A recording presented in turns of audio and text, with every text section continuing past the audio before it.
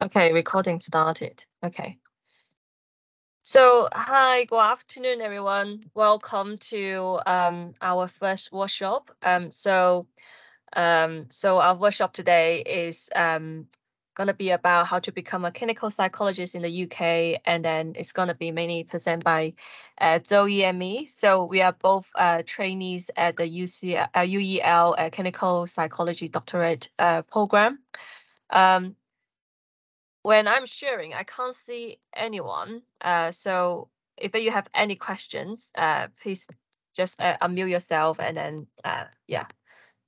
If anyone see any problems, please just unmute yourself and tell me that, because I can't see anything apart from the PowerPoint at the moment. I can keep an eye on the chat as well if anything comes through. Thank you, Zoe. Great. Okay. Okay, so before we start, some disclaimers. So as I just said, we're going to record this and then put it on YouTube and Bilibili at the CPPC. Oh, having some feedback.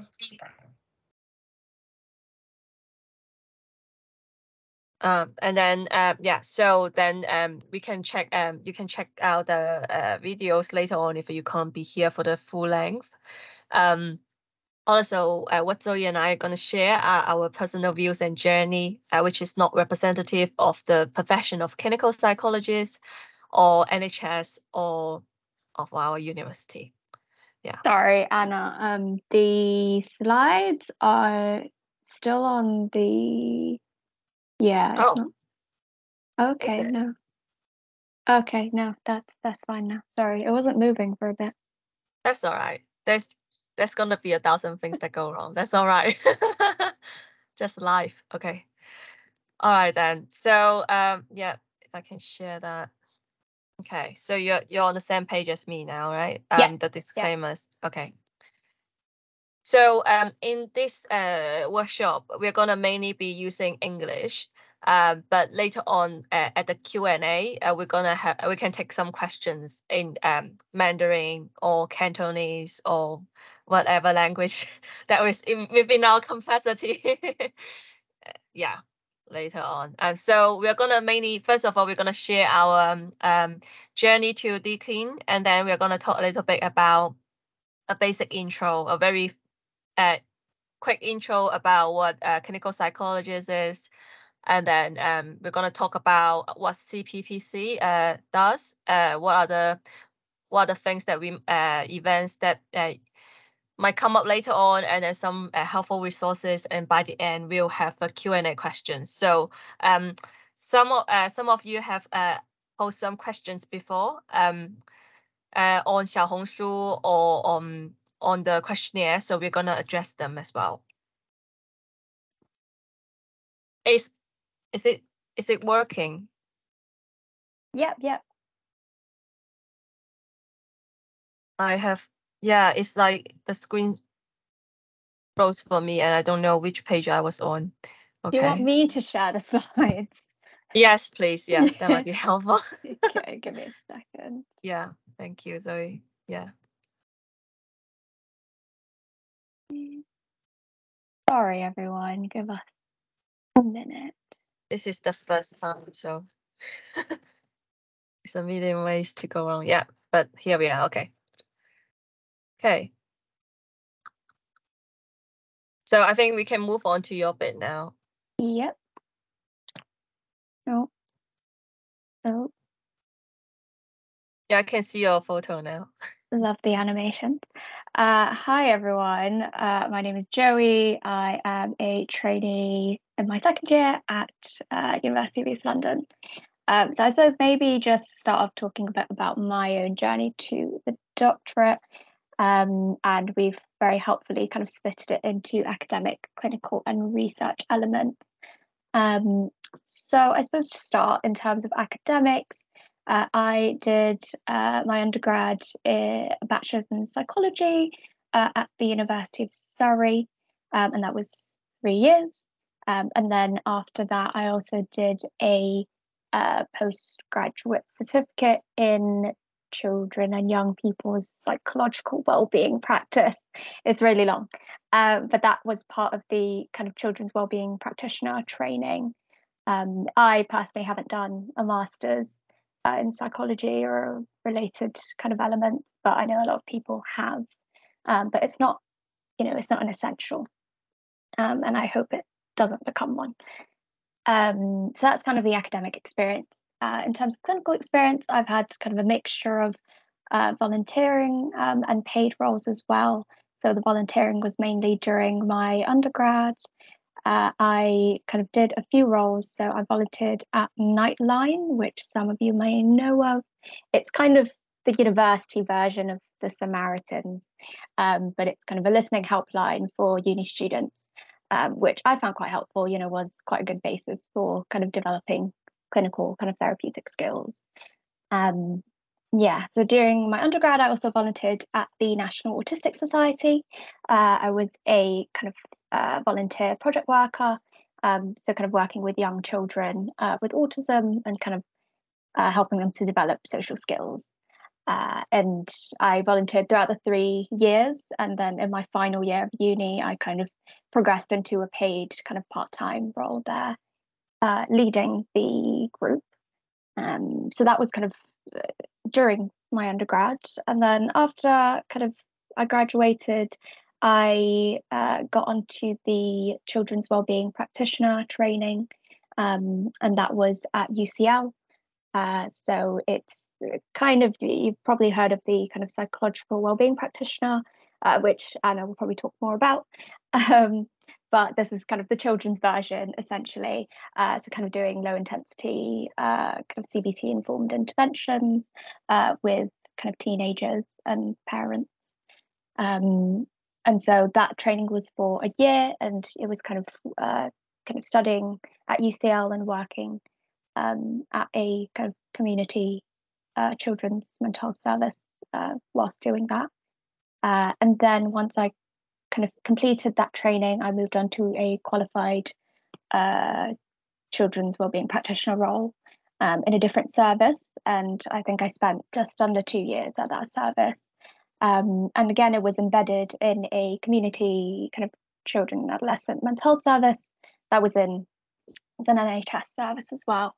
So doing kind of the same thing really, but also doing a lot of work in schools with outreach as well. So that's kind of the basis of my clinical experience. And then in terms of research, I haven't kind of had a proper kind of research assistant role or anything. So I kind of accumulated bits and bobs. So kind of when I was doing my undergrad and my final year, I kind of volunteered as a research assistant. I think it was like 1 day a week at uni.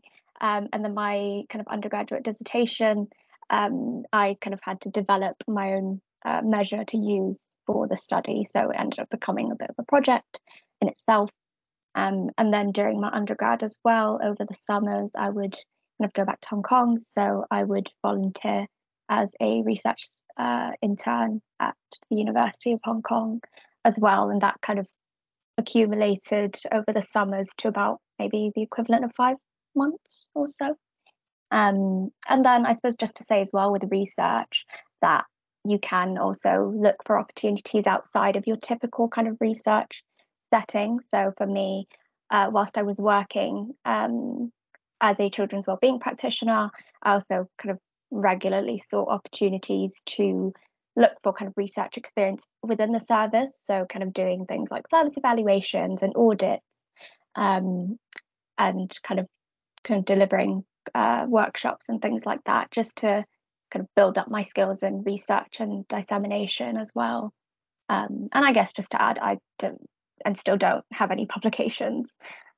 So you don't need a publication to get onto the doctorate, is what I'm trying to say. But yeah, that's my bit over. Over to you, Anna. Thank you, Zoe. Can you hear me? Yeah. Yes. Okay, brilliant. Yeah. So my journey is very different from Zoe's, as you can see. When you get to know like trainees, we all have variety of training experience, and I think most people will be aware between me and Zoe. Because I have I travel a much longer journey to get to the training. So for academic, so I did my undergrad in Glasgow, so that was the 4-year undergrad degree. But the plus side of it is that I got to exchange and use it at University of Sydney for a year, so had lots of fun. And then I did my first master at Cambridge. So that was a MPhil in psychology and education. And then last year, so I thought that the reason I couldn't get in was because that my master's grades were not high enough.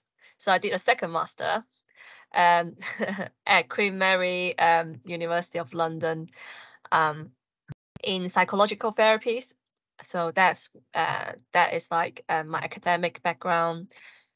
In terms of clinical experience, so I have worked in quite a lot of different roles before I got on. So my role is like quite diverse. It's like in different settings. So my first job after graduating from a master, was that I work as a part-time support worker at an older adult learning disability care home.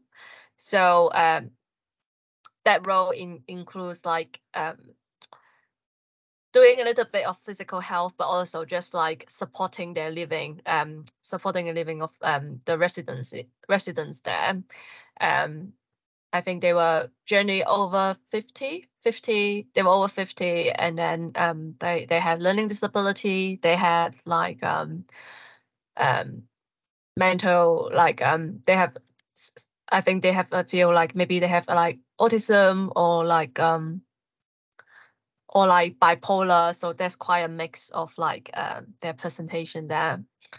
And then after that, my second clinical role was working in as a support worker, a therapeutic care worker at children and adolescent eating disorder inpatient unit. So that is supporting young people aged between, I think, 8 to 18 who were diagnosed with eating disorders. So for example, anorexia nervosa, or like bulimia. And then after that role, clinically, I got into the training for a trainee psychological well-being practitioner, which means that we are trained to provide a low intensity CBT for the for adults. So it's basically the mental health version of GP, if you like. So that is like in the primary care.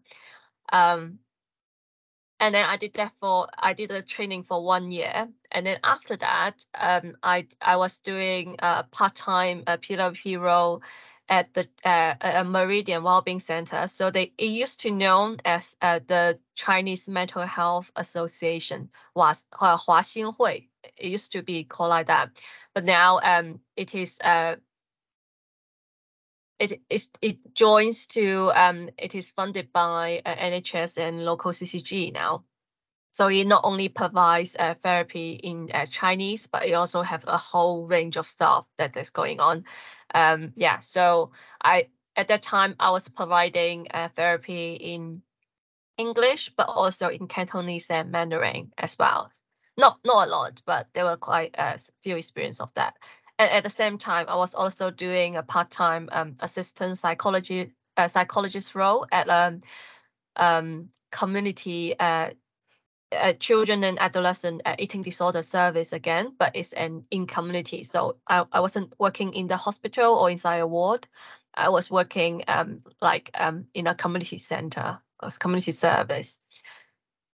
And after that, we go into a research job.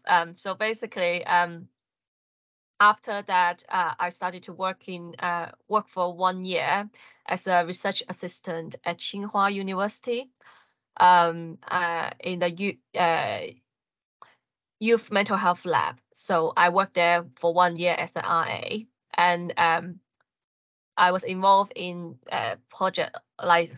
research projects such as like delivering brief intervention to the LGBTQ population in China. And then I was involved in developing a suicide prevention program, and also involved in developing like mini program 小程序 for mental health. Yeah, so that was that. And then when I came back, so when I was doing my second master last year, when I came back, I was involved in writing up the research from there. So it was a very difficult process, but fortunately, I was able to publish some papers from those projects. Yeah, and then so in terms of research before that as well, I also, so after I did my after my first master, I also work as a research intern at Tavistock Relationships for a year. So yeah, so that year I was doing that. Yeah, and then now we're here. I guess like just adding to the clinical side as well. It's not research, but like after I graduated from my first master, I was thinking that I didn't have any clinical skills. So what I did was that I did like a part-time diploma. So at a local further education college. So basically, it's something that you do like one evening per week, and then it's a lot about, you know, how to actively listen to people. How do you do active listening? How you a lot of like role play, a lot of like trying to like found introduction into like the therapeutic approaches. So I think this is something that this is genuinely when my counseling skills started to develop. Yeah, because basically when we are doing counseling, to be fair, it's not something you learn in the university. If I would be honest, like the way the clinical skills and the psychological knowledge, I feel like it's very different. So you do have to build that either through maybe these courses or through your work, clinical work. Yeah, yeah. But don't feel overwhelmed by my experience. I don't think I have met anyone else that has gone through this. So like a lot of people have a lot more like straightforward route than I am. I do travel different paths, you know, like go through different things. But we are all here now, so that's fine. But like, don't worry, you don't have to do all these things to get into the doctorate. It's just me. Okay. I guess, you know, I think it was nice that you highlighted the diploma that you did and where you get your kind of counseling and listening skills from, really, and like kind of clinical skills, because I think it's in a similar way but quite different. You know, I got it from a volunteer role, I feel, and whereas for you it was more kind of maybe in a more not academic, but kind of a like a trained way. like you're kind of told, you know, what to do and how to do it. So I guess there's a lot of ways to develop the same skills, really. Yeah, exactly. I think volunteering is a very good way. Like it gives you the experience of like when you start from not having any clinical experience or not having any experience apart from studying. I think it's a really good way to build up your clinical skills and really just get the feeling of like what is it like to work with certain population of people. I think it's like it's preparing you to get the first clinical role as well. Definitely. Yeah. Shall we move on with this one? Yeah.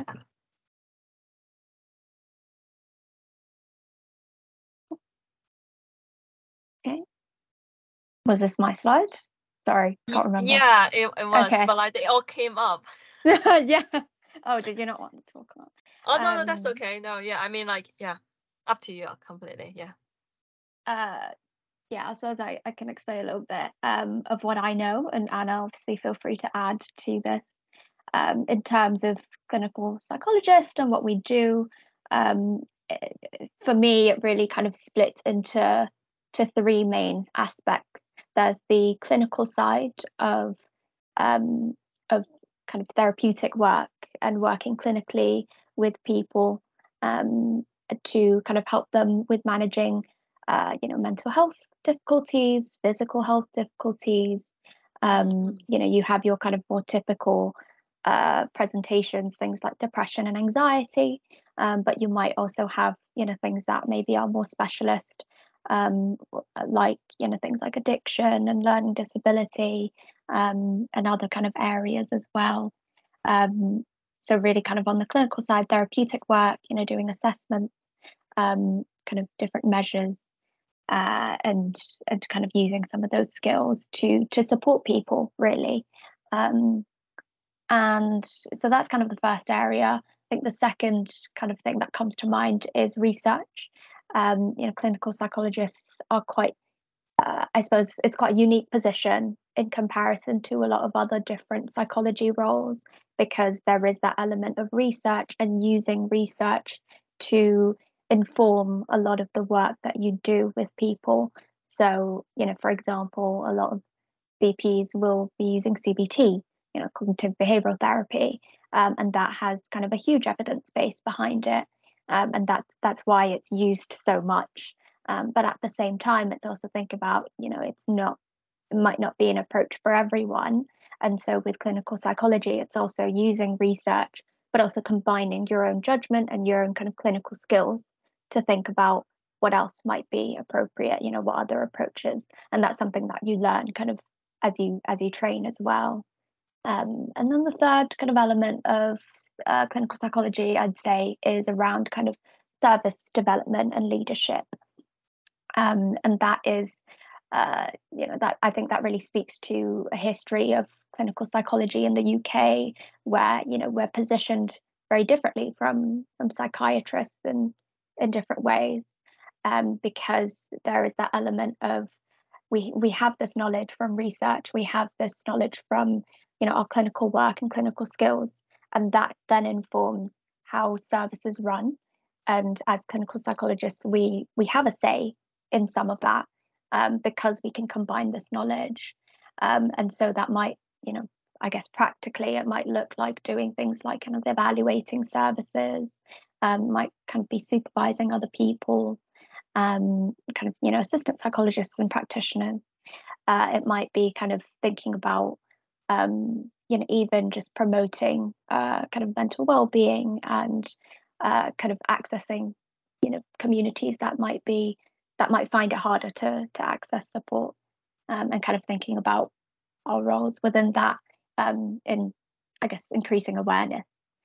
So that, for me, that's kind of the three main elements of clinical psychology, and they all work together for me to create that clinical psychologist role.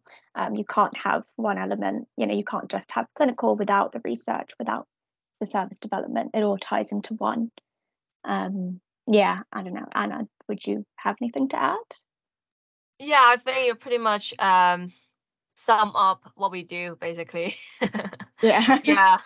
So I think I think that's pretty much it. I think maybe just adding on to that as well. I think maybe the clinical aspect and even the research aspect is something that we are more familiar with. Like maybe something I was more aware of before I get into the training, or like before I started to really applying and thinking about it. But I think the service development part is something maybe people are less aware of.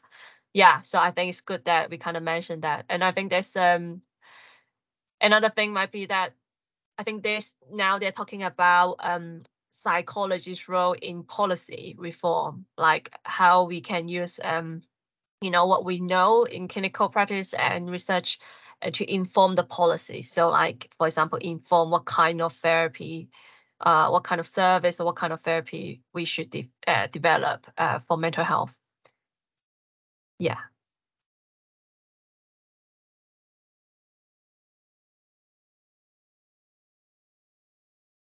Yeah. Should I go with this one? Yeah, go on. Okay. So where do clinical psychologists work? So I think this is something that is this is something that could be quite it's quite obvious as well, that because clinical psychologists are, so if you are going to the home fee clinical psychology programs, then because your course is funded by NHS, so we are usually working NHS. But as far as I know, like I think most or a lot of psychologists do only work 3 days a week in NHS. But I think they do other stuff, like they may do like teaching, they may do research, they may do community work, they may do charity work, or they might be doing some some private work as well. Yeah, and then for the settings that we work in, so it could be primary. So like so for example, like IF, which is the mental health version, in my opinion, like it's a mental health version of like GP, or you can have like a primary care network, which is like in the GPs, sometimes they would discuss referrals to mental health services. So I think there's there's some clinical role in that as well. Yeah, and then maybe we were discussing as well. So maybe some there's a new role called social prescriber. So basically, if someone is depressed, rather than giving them depressants or like antidepressants, maybe prescribing them to doing some activities or joining some community groups, local groups, and things like that. Secondary care will be like community services. So like, for example, community mental health well-being teams. So I think those are the secondary teams. Basically, it's like one step up, right? So it's like your GP, maybe they may refer you to a hospital specialized in doing things like that, like maybe for your lungs or for your eyes or for your teeth, things like that. So that's like secondary. And then tertiary is like the inpatient wards, like, so that is like, for example, as I mentioned earlier, so maybe that would be like wards, inpatient, eating disorder service, or PQ, or like high security inpatient mental health services. So you can work in all different settings there as a psychologist. Yeah. And I guess also to add as well, in terms of experiences pre-training, I've heard, I've personally, my experience has been within the NHS, but I also know a lot of people who haven't worked in the NHS and have got on the doctorate. People have worked in kind of mental health services that are primarily kind of run by the council or the local authority, or kind of charities, and things like Mind as well. So those are also kind of routes for getting experience. Yeah. Absolutely. Yeah.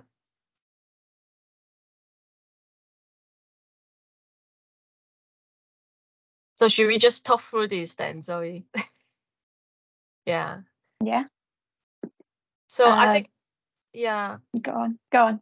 Yeah. So I think academic wise, we were saying that, as Zoe said, that you don't, so like, first of all, like most people have like a psychology as undergrad, but you don't, if you don't have psychology as undergrad, you can do a conversion course.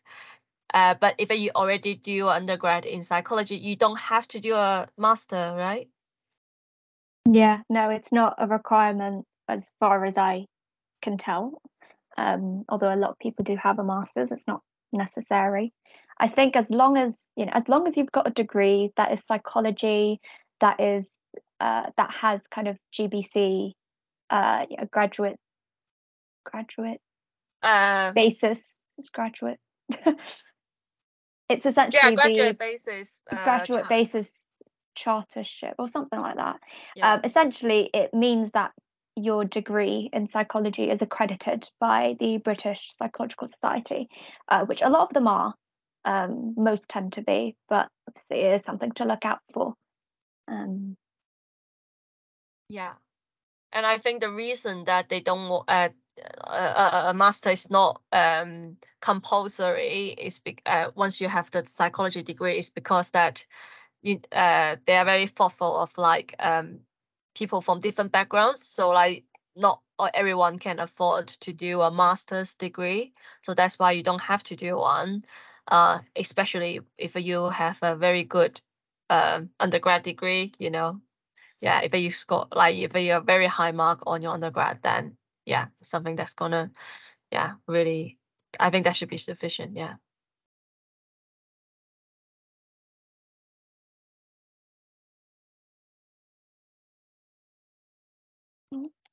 Sorry.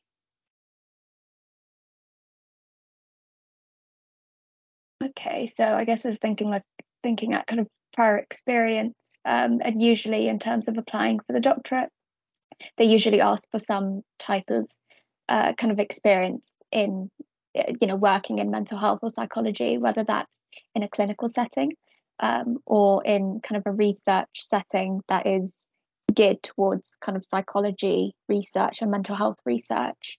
And as long as, I suppose it's as long as you're having some contact with people who do present with mental health difficulties. And there's a lot of different roles that you could do that in. You could be a research assistant, you could be an assistant psychologist, a PWP or a CWP. I think there tends to be I suppose kind of a myth or a narrative that a lot of people think that you have to have been an assistant psychologist to get onto the doctorate. And I've never been an assistant psychologist. And I also know a lot of people in my cohort who've never been an assistant psychologist. It is considered the kind of gold standard for people, and it is very competitive to get into. And if you do have experience as an assistant psychologist, that's amazing. But at the same time, it's not a prerequisite. It's not the be all end all to have that. To be honest, I think because we were asked to show a hand, like for anyone that did a PWP, who worked as a PWP before getting onto the training. So I don't know about your cohort, but I think almost half of our cohort working IHAB before. It's a very common route now. I'd say about the same. And I guess also just to highlight, I know with the rules changing a little bit now, where people now who have kind of done the PWP or kind of a funded practitioner training, the rules have changed where if you are getting on the training, kind of the PWP training after, I think it was something like March 2020, March this year, I believe. If you've started the training after that point, you would have to work 2 years as a qualified kind of wellbeing practitioner before you can apply for the doctorate. So that is something to keep in mind, and that is because a lot of these services are losing staff very quickly because everyone is trying to get onto the doctorate from doing these practitioner roles. But I guess thinking about my own experience, I basically did 2 years post-qualified as a CWP, so it's not terrible. And it is valuable experience as well. So I think a lot of people have seen it as a kind of a cost, and it's stopped quite a few people from wanting to do that kind of practitioner training. But I think if you can, it's a paid role, it offers you kind of the skills and the training. I think it's decent. But no, I really appreciate PWP as well, because like working as a PWP, because you get trained systematically in a modality which is CBT, although it's low intensity. You get regular supervision, and then you basically work with client one-to-one. So I think it's a really good opportunity, but unfortunately, I think there's a limitation to it, is that I don't think international students could apply to it. Unfortunately, that's the limitation. So but it might be other roles like AP. I don't think I think for AP, maybe if you have PSW, it could be, or skilled worker, that might be possible. But yeah, I don't think international students is eligible for it, sadly. I think with the AP roles, something I've seen going around recently is the Aspire program. I don't know if people have heard of that, but it's kind of an initiative by a lot of the NHS trusts recently to try and recruit and kind of, I guess, diversify the profession, and offering kind of roles for people from kind of ethnic minority backgrounds, people from disadvantaged backgrounds who might not otherwise be able to get an assistant psychologist role. I think it's fairly short term, but it does mean that if you've had a little bit of experience as an AP, it does really help in terms of future assistant psychologist applications as well. It gives you that leg up. Yeah. So I'm just searching for it now. I'm just gonna copy the first one I found to the link to the group chat to the chat here, so that yeah, people can check it out as well. Yeah. I think we can talk a bit more about, there are lots of like mentoring schemes that are happening at the moment. I think we'll come on to that in a few slides time. Yeah.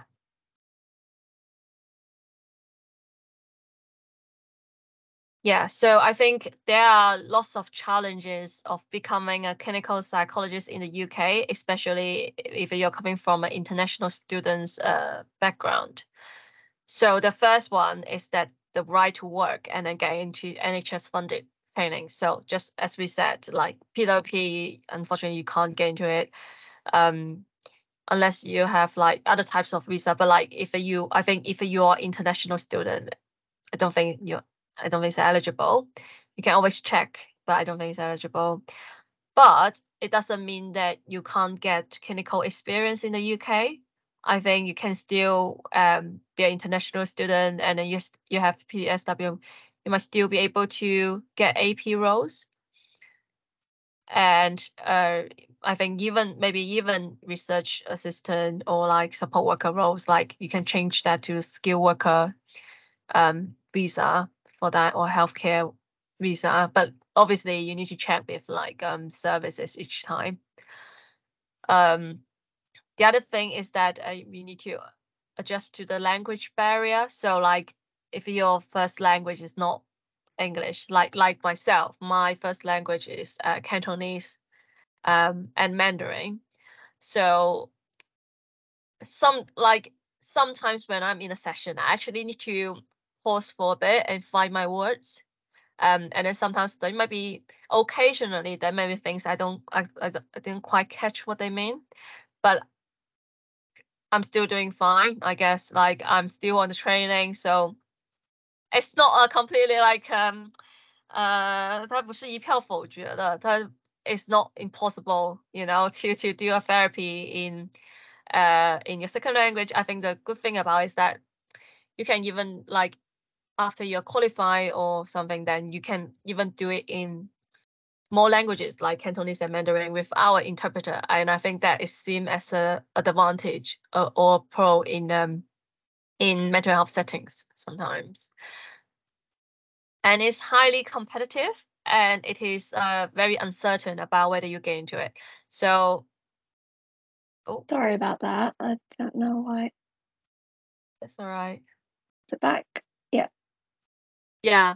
So I think you guys may have seen the graph that I post on Xiaohongshu or whatever, but basically it is, I think the stats shows that it's a lot more competitive to get into the DClinPsy role than home fees students, even you are paying fees. Yeah, it's like, so this is something that you might need to consider if this is the only thing that you want to do. Because I think if you just want to do therapy, to be honest, there are other ways that you can do it. There are lots of different ways that you can do it in the UK actually to train as a therapist. But they might not necessarily do some, like, I think even counseling psychologists might be less competitive than getting to the clinical training, right? But we are pretty much doing the same job, to be fair. Yeah, like NHS jobs, when they recruit people, it's always clinical/counseling psychologists. So it's like if you get into the counseling training, it's similar. Yeah, so I think another challenge would be that not sure of career options to progress along the pathway. So which means like, so for example, when I was younger, when I was like maybe when I was a student, high school or like undergrad student, I wasn't sure what kind of jobs I can get to get into to that could lead to the way of like speaking side, not lead to the way, but like can build up my skills towards the program. So and yeah, and then there's lack of information or support from other people. So at the time when I was on my journey, like it's really few people Chinese people that I met that are doing the same thing, like or like whenever I go to mentoring schemes or workshops, it's hardly any even East Asian faces that I can see. So I think there's a sense of like it could feel like quite on your own sometimes when we are doing this. Yeah.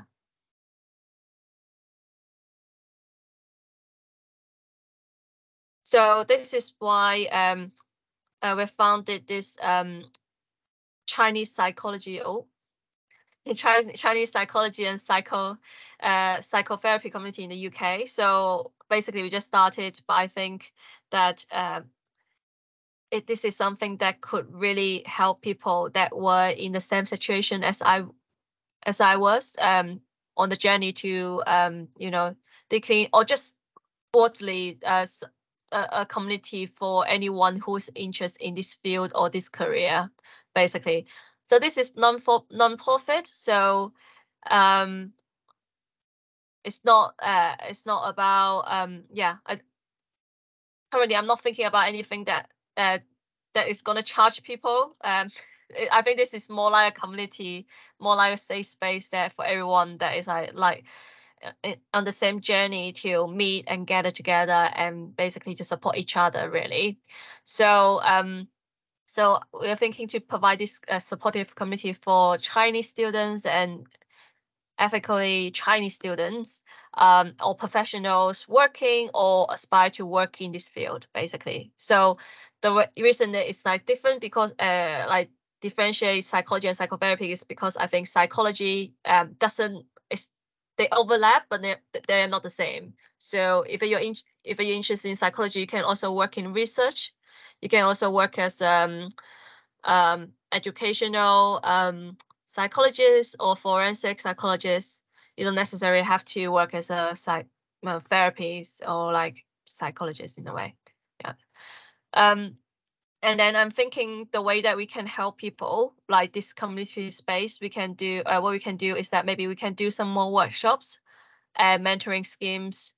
Yeah, so I'm going to come to that in a moment, and then we can hopefully we can get insight, help people to gain insight into different fields, and then there are potential events as well. If people are interested in it, and then if there's anyone that could take the initiative to do it, you'll have my full support. But I don't think I have the energy to do it. But I think these are the good ideas.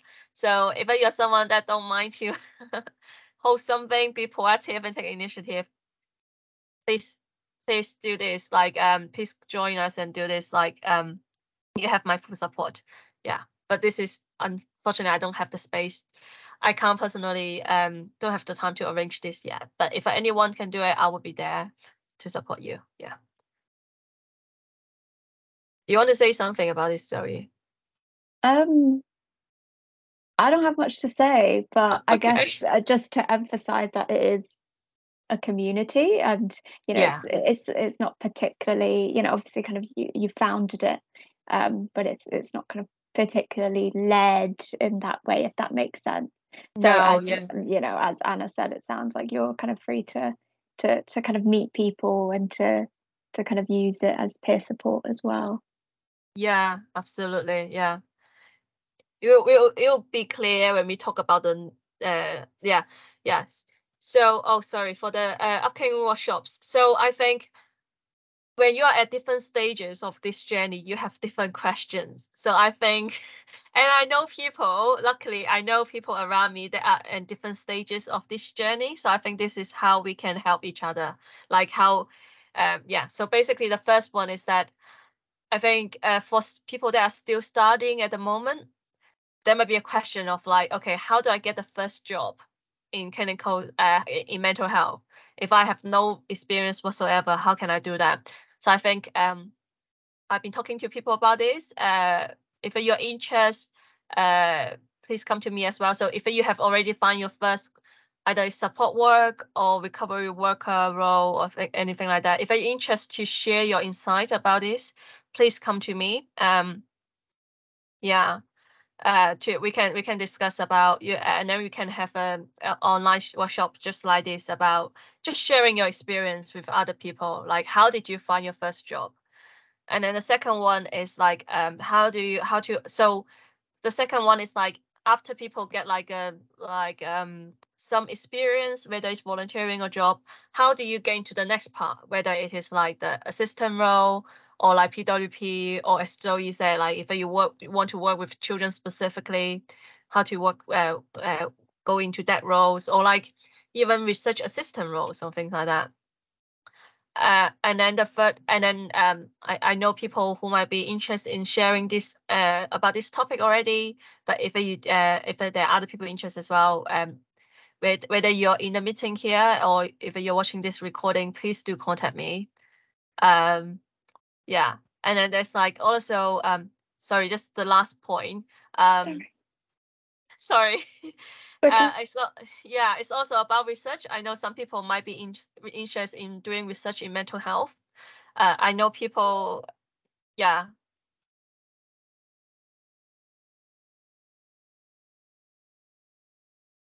Okay, sorry, I'll come on to the question later if that's okay. Yeah, but thank you, Chunchi, for sharing. Okay, that's great. Yeah. Do you want to share it in this group chat then, if you have that video? Is that posted online? If it is posted online, maybe you can share the link here and then people can see that. Oh, yeah, it's on your 小红书. Okay, yeah. But I think you post it in our group chat as well. Yeah, fine. And then for people who are interested in going into the research role, yeah, we can ask for some friends to come over and then to share that as well. Yeah. So if you're interested to see some interview videos about yeah, how to get support worker role or like what it is like, you can you can follow them as well, or we can we'll also host a workshop, so maybe at that time you can join us to do the workshop as well at the same time. Yeah. Okay, so I'm ready for the next slide. Yeah, do you want to talk about the mentoring scheme? So do you want me to do it? Go on. I feel I talk a lot. So basically, this is how I envision myself. So I'm the person at the bottom. I'm not leading. I don't think I'm leading people per se, but rather because I've been on the journey. Probably been through the route beyond the journey that you are on at the moment. So I think there might be some use of me to basically support people on this journey. So what I can do is that. So this is what I'm thinking is that I can support people. So maybe each year, what I can do is that I can be a mentor to 2 or 3 people who are applying for the DClin doctorate. So I can support 2 or 3 people. Currently, I'm already supporting 2 people this year. So maybe there's one more. 还有一个名额. I can support people who are thinking to apply this year or next year. Okay, I will take the questions later on if that's okay. Thank you. And then so for these people that I'm for my mentees, they can also be a mentor to other people as well. So because they already have some clinical or research experience. They can also support people who are just started on the start of the journey, how to get more senior roles as well. So it's like supporting them, but they're supporting more people. So they can take 2 or 3 people per year, and then they can meet up maybe like 3 times a year, so that you can they can support people who are at the start of the journey or early on in the journey as well. And then similarly for people that already find their first jobs, you could also help people, or you could also be a mentor to the students who are thinking about finding their first jobs. So I think this is a good way that in that way we can build up like a whole community and the whole tree like that. So this is my vision. But obviously that depends on whether people sign up. So please sign up if you are interested. I will fill up, I may send a form later on in a group chat, or just contact me directly if you want. If you're interested, I will post my, I'll post my email later on at the end. And then if you're interested, just send me an email or contact me via WeChat or LinkedIn or whatever. And I can see what we can do. Yeah.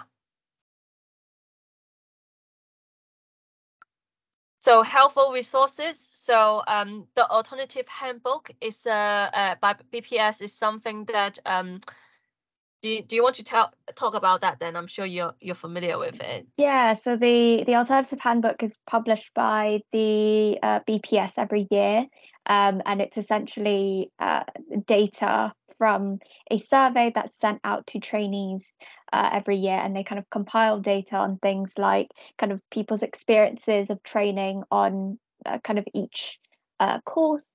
It's data on kind of the cohorts and what experience, what kind of experience they've had before they got onto doctorate. Also, is that kind of the average ages and kind of their experiences of kind of training as well in terms of the courses, and things like kind of commuting to the course and kind of the work-life balance and how much support people get with their thesis and all of that. So it's kind of just compiling kind of from each university different trainees' experiences. So that was really helpful in terms of thinking about which unis to apply to during the application process. Other mentoring schemes on LinkedIn. So yeah, there's the kind of the Valued Voices mentoring scheme I've seen around, and that is also, it's another mentoring scheme. They kind of match people. I think they match trainees and qualified psychologists with like people who are aspiring to get onto the course. Yeah. And then, yeah, I'm not sure about the other ones, Anna. Would you like to speak That's to all those? right. Yeah. So basically, if you can just search the names on the LinkedIn, on LinkedIn, you can find ways to join. Or you can add my LinkedIn, because I always repost these posts when I see them. So either way. But basically what they do, I think SnapBam is something that I find really helpful. I think the founder is like Glenn Sheena. But basically they repost lots of like helpful resources, like what type of mentoring schemes, what kind of workshops, what are the free resources that you can use. So I think they're really helpful in terms of like information wise. And then Breakthrough is same like Valued Voices. I think they match you up with. Thank you, Michael. Yeah. They match you up with trainees. So I think Valued Voices is like, I really like it because they match you with 2 clinical psychologists, one trainee, and then one qualified clinical psychologist. I think same for Breakthrough as well. And the thing is that you don't have to be applying to this year to apply for them. I think there are some mentoring schemes at the moment. Because I went to quite a lot last year, to be honest. Before, when I was applying, there were some that they do like a group supervision, and then basically there were people that just graduated. They want to figure out and that they want to figure out what to do next, and then you can join. So you don't have to be applying this year to join some of the schemes. And I think it's good that you apply, you join the schemes now so that you kind of have a variety of like information sources. I think that's really helpful. And if there are a few YouTube channels that I really recommend as well. So this one is Increasing Access Community by DClinPsy course. I think the speaker was Jason Ho. Were you there as well, Zoe? I was going to say, you'll probably see a familiar face if you look at the video from this year. Yeah. Because I think I was part of that panel on one of their workshops as well. But yeah, they do run workshops every year in terms of supporting people with applications and kind of understanding the doctorate and kind of clinical psychology as a whole. Yeah, so there's the kind of the IAC. Yeah, there's kind of other resources as well on YouTube. You know, there's the Oxford Psych. I'm sure people have heard of. She also has an Instagram page, and I think she's recently just qualified.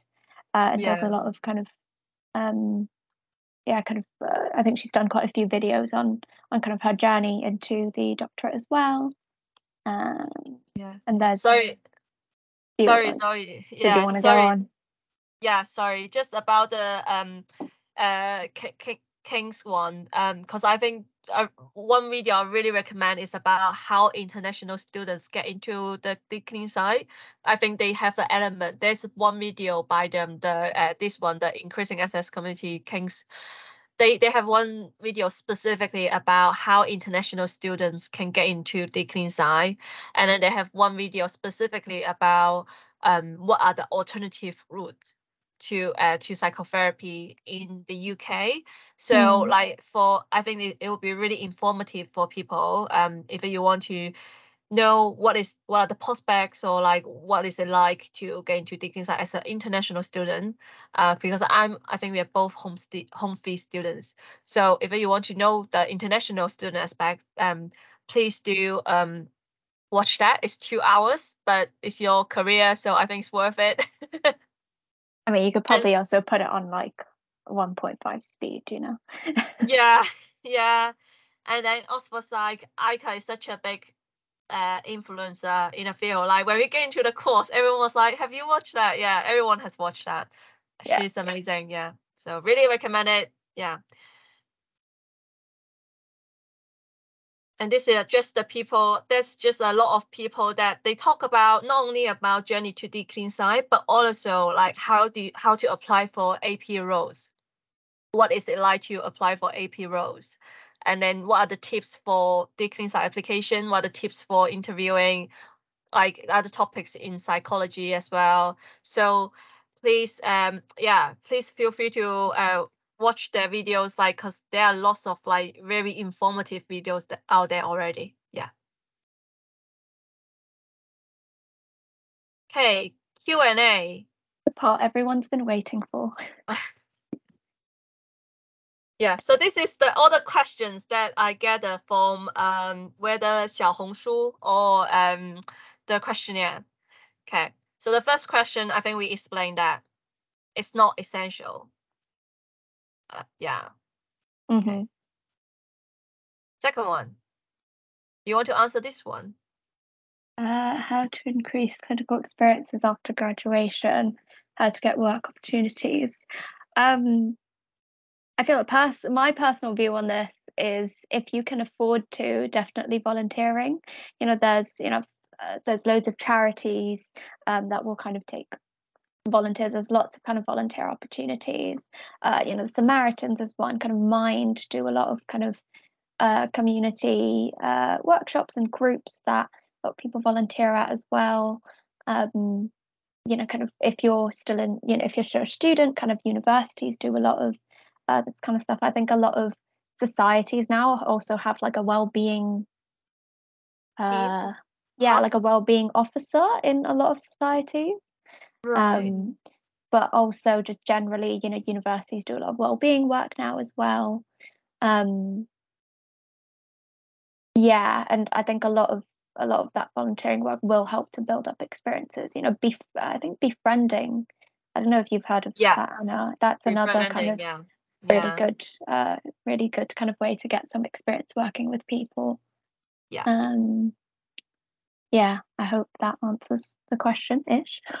Yeah, I would think the same. So for clinical experience, definitely volunteering to start with, because like, I guess you can also maybe apply for there might be some type of support work that you can apply for as well to start with, befriending and then like volunteering, because 就是它的门槛会低一点，就是 it's easier to get in. Like it doesn't have too much requirement for you as long as you pass the DBS.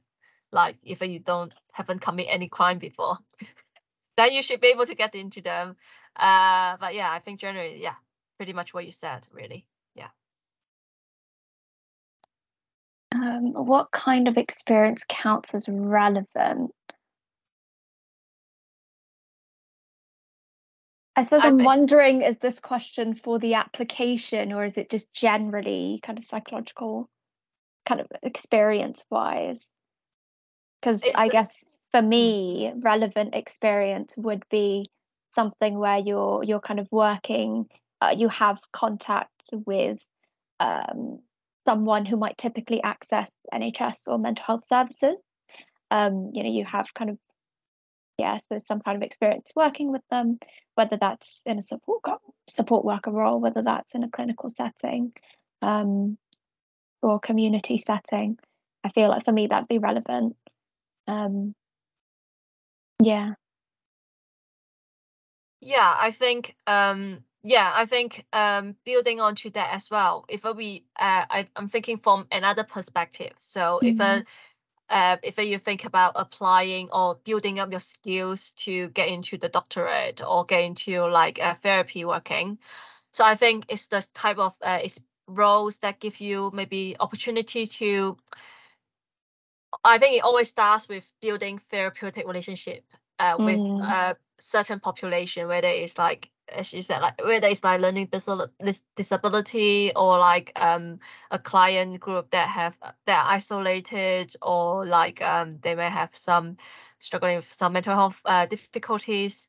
If you can first of all demonstrate that you can work with them, or you can build a therapeutic relationship with them, and then maybe and then I think it's about perhaps some support work. It could be about like some risk management, like if a client has some risk.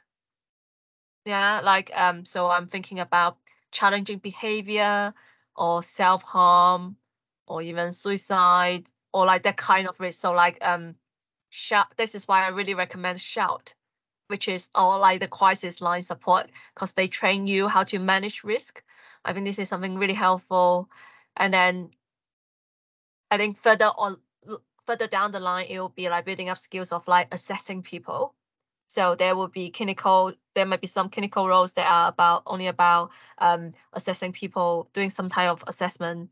Could be like doing some sort of like intervention, like, even it's like group, facilitating or shadowing some group therapy, or something like, or maybe working in an MDT, so multidisciplinary team. So like working with like a psychiatrist, psychologist, working with mental health nurses. Those are like the MDT skills. And then I think, evaluation. So like service audit. So like, for example, like you do a big of project to see like how long people wait, how long people stay on the waiting list, or what do they think about the service and that kind of stuff. So that would more be like the AP roles. But basically, I think because the key skills that they want to see you have are the assessment, formulation, intervention, and evaluation. So those are the 4 key things that I think. Correct me if I'm wrong, but I think these are the core 4 things that they want from clinical side of things. So if you're thinking about clinical experience, I think that would be helpful. Yeah, I agree with that. Yeah.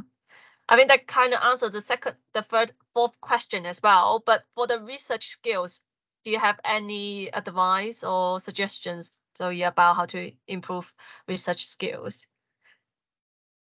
Research skills. I guess it's, people typically think of research as like, being a research assistant or kind of doing, being part of kind of a study or doing a big project. Yeah. But I guess for me, kind of, it was about the skills, right? So where are you getting these research, it's opportunities to get these research skills, whether that's, your dissertation, everyone has to do, well, yeah. I'm assuming everyone has to do a dissertation. So that that in itself counts as a research experience. And it might be kind of looking a bit further as well. So kind of, again, kind of service evaluations and audits, that's also a form of research in itself.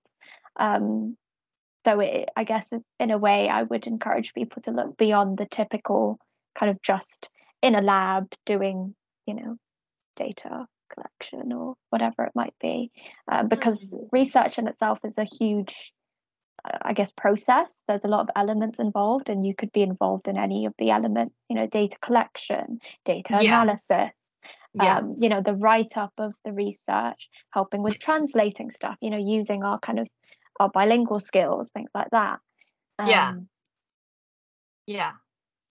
And I think for research as well, if you're studying at the moment and then there's a chance that there might be a psychology lab in your university. So you can always reach out to the researcher or the lecturer who is doing research in the lab, and then just say, can I help?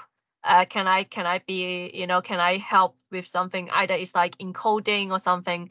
And that might just give you, and then that might just give you a foot in the door, basically, or just help you to build up some experience. And then the thing is that once you are in the research lab, or once you are volunteering in helping out with research in some way, you get to speak to people who are actually doing research, and then you can find out what is their career path is, and then how, what are their jobs like, and then how you can get there. And then the timeline for DClinPsy application. So I think it opens usually so you apply through Clearinghouse. So for home fee students, I think you apply for Clearinghouse, maybe for international students as well. And then I think the deadline. So I think this application opens in September, and then it ends.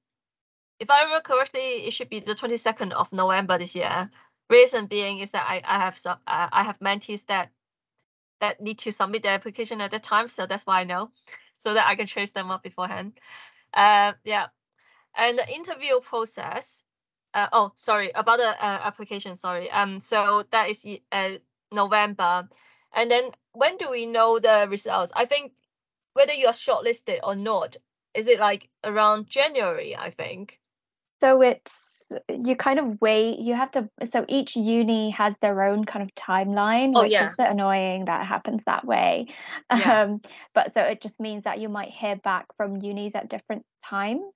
I think for me, usually the timeline tends to be, you submit the application in November, the applications then get sent through to the universities between I think it's something like December and January-ish. And then if the uni that you've applied to are doing kind of selection tests and things like that, that might be sometime around kind of January, February time. And then usually you kind of start hearing back from universities around kind of March, I think, if I remember correctly, March, April, and you kind of hear back whether you've gotten shortlisted for interviews or not. And then the interviews usually happen, from, I don't know if they start as early as April, they might do, but definitely from May to July. July. July. So I guess we are recalling this vaguely from our memory, but for more accurate data, you can always check on Clearinghouse. There's a session called Key Dates to remember, so please refer to that. But in my experience, so last year when I applied to UEL, it started basically the process started when you start the application. It's like in late September, October. And then I had my interview, a shortlisted. We shortlisted, and then you did the. I can't remember when I did the selection test, but my interview was in mid-April, and then I heard about it in the first week of May. But I know there are other universities that goes into like late June or July. So it's something that basically from September to June. So it's like a whole year. It's a very, very long application cycle. Yeah. So just be prepared for that. I don't know if people, I think this might have been mentioned in the chat, there's a Facebook group for kind of UK doctorate applicants, which, although it's mostly kind of local applicants, they still put out quite useful documents sometimes on like dates and kind of, I think that there was a document I saw where someone had compiled all the interview kind of times from the previous year from each university, so you could have a rough kind of estimate of when the interviews would be this year. So that's quite helpful as well. But yeah, that group is also one for lots of resources and support too. And are you aware of any other opportunities to get funding as an international student?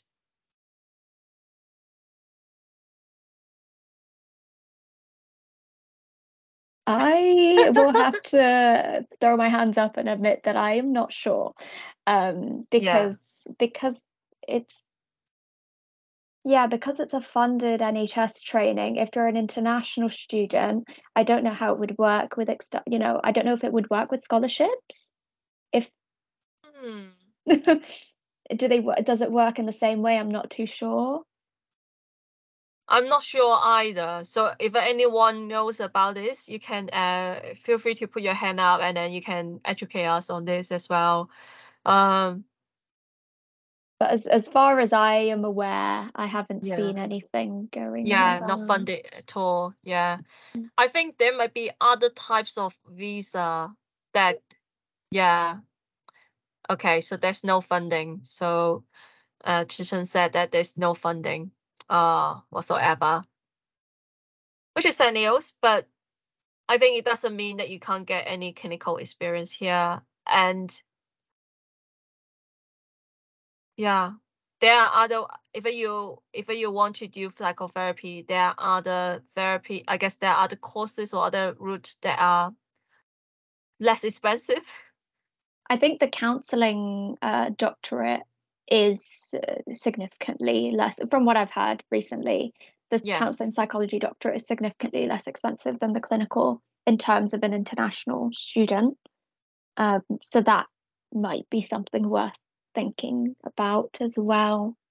I just saw Michael put in the chat that Trinity College will fund for counseling doc. So this might be something that people can look up as well. And I'm aware that there are some BACP or BACP. Oh, that's good. They're funded regardless of like that's good. Yeah. So I think there are like other like BACP or BABCP sort of accredited courses, master courses that once you do them, after you complete them, you can register as a qualified psychotherapist. So I'm thinking about, for example, in my knowledge, Goldsmith have like a master's CBT that once you qualify, then you can apply for BCP. And then for the further education college route diploma that I did level 2 and 3, and then they're both 1 year. And then when you do level 4, it's like 2 years. But then after that, you can qualify. You can also register as a BACP psychotherapist. So there are other ways that you can do therapy as well. But I think, unfortunately, clinical psychology is like, if you need to fund yourself, it's very expensive. It's very expensive. I think in terms of therapy, the CBT, the high intensity CBT therapist route is also one that can be self-funded. I know some people at Hertfordshire who are kind of self-funding themselves as well, and I think it's a 2-year high intensity CBT course. Right. But that will get you BABCP accreditation once you complete that, and you can also kind of work in services as a band 7 CBT therapist. Oh, that's not bad. Band 7, that's nice. Yeah. Yeah. So I think, so Brooke put on the WeChat, go on the chat as well. We can do a diploma in counseling, and then level 3 course is about £900. So it's a lot more affordable than doctorate, of course, but obviously, like, it's not the doctorate certification. And I think it's like really about what you want. It's part-time, so it's really about what you want to do. Like, is it that you just want to do therapy, or is it that you really want this like scientific practitioner and like leadership kind of model kind of work? And I guess the last question, it's a very deep question. How do you stay motivated in this journey? Yeah. Do you want to, should I go first, or do you have an answer? You go first. I'll think of my answer. Actually, I think I was reflecting on this, to be fair. And I think the reason that I could stay motivated in this journey is because I get lots of positive feedback. So first of all, of course, this is something that I find genuinely interested in. This is something that when I do therapeutic work, I find it very rewarding. I find this is something very rewarding for me. It is very meaningful for me. And then I think it's a very intellectually stimulating career for me. So this is why I personally think I personally wanted to pursue the clinical psychology route. And I think it's just that it's also about your values as well. Like, what do you think is important for you to, because this is basically, career is going to take up the most chunk of our life, in the next 30 years, because we are going to retire at 68 now. So we're going to retire at 68. So within this next like 30, 40 years, right? You're going to do the same job, or like in the same this industry. So if you don't like it, it's going to be a hell of time. So I think you need to do something that is really in line with your value. This is why I think I will do it. I really this is the career for me, because I think it satisfies my curiosity, like curiosity about other people, wanting to know their stories. And then and then I think I'm quite a reflective person as well. And I think my value is like, I want you to connect to people. Like, it's very rewarding for me in the sense that if I can connect to other people and I can help people to alleviate their distress, this is something that is really meaningful for me. So this is why I think, because this career is very, very much in line with my value. And it is positively reinforced by people around me. So when I tell people that I want to do this is like, I want to do this career, I'm very lucky. I'm very fortunate that my family are very, very supportive of me to do this. My friends are very encouraging. Like my boyfriend is very encouraging, like, so basically I'm surrounded by people that everyone encouraged me to, give me really good feedback, and it was like, yeah, this is the right thing to do. So like, yeah, and I think I'm very lucky that I get all the opportunities that I have on this journey. So that's why I think this all fits into staying motivated. Yeah. No, that was really nice. I don't think we've had a conversation about it, so but I echo a lot of that. Long story short, I think in terms of clinical psychology specifically, I think I kind of realized when I was applying that actually a lot of the work experience that I've done and a lot of the things that I enjoyed out of the roles that I did in terms of the research and the kind of clinical work very much aligned with my values, but also with clinical psychology as a profession. And yeah, I think I resonate with Anna a lot in terms of, fulfilling that curiosity and that kind of, I suppose there's a desire for learning there. Yeah, exactly. And there is a lot of learning in psychology. You will all find an incredible amount of learning. But I suppose for me, it's the process of learning and being able to satisfy that curiosity, and also do some really meaningful work and kind of really be able to make even a small difference in people's journeys.